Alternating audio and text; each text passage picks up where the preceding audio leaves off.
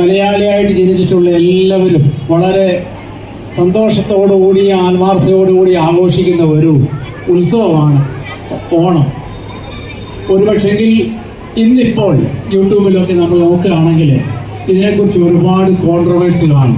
ഒരുപാട് അച്ഛന്മാരും അതുപോലെ തന്നെ പാസ്റ്റർമാരും അവരുടെ റേറ്റിങ്ങിന് വേണ്ടി ഓണം ക്രിസ്ത്യാനികൾ ആഘോഷിക്കരുത് എന്ന് പറയുന്നവരുണ്ട്, ആഘോഷിക്കണം എന്ന് പറയുന്നവരുണ്ട്.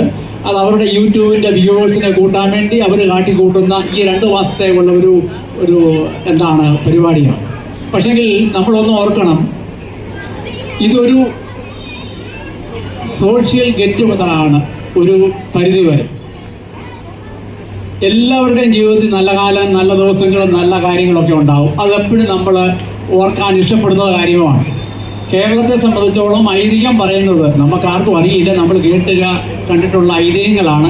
കേരളത്തിന് ഒരു നല്ല കാലം ഉണ്ടായിരുന്നു, കള്ളവും ചതിയും വഞ്ചനയും ഇല്ലാത്ത ഒരു നല്ല കാലം. അങ്ങനെ ഒരു രാജാവെന്ന് ഭരിച്ചിരുന്നു.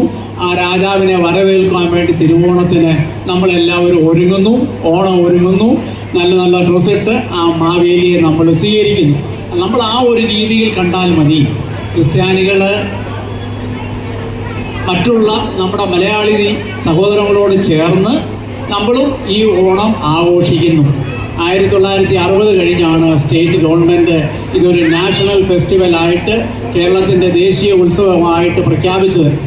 എന്നിരുന്നാലും തുടക്കം മുതലേ എല്ലാ മലയാളികളും എല്ലായിടത്തും കേരളത്തിൻ്റെ എല്ലാ ഭാഗത്തും, ഞാൻ ഇന്നലെ നമ്മുടെ വെട്ടുകറമ്പച്ചനോട് സംസാരിച്ചപ്പോൾ പറഞ്ഞു, ഒരാഴ്ചയായിട്ട് ക്രിസ്ത്യൻസിൻ്റെ അവരുടെ ഓണാഘോഷം, ക്രിസ്ത്യൻസും മറ്റുള്ള മലയാളികളും മറ്റുള്ള ആൾക്കാരുമായിട്ടുള്ള ആഘോഷം, ഇങ്ങനെ ഒരാഴ്ച കൊണ്ട്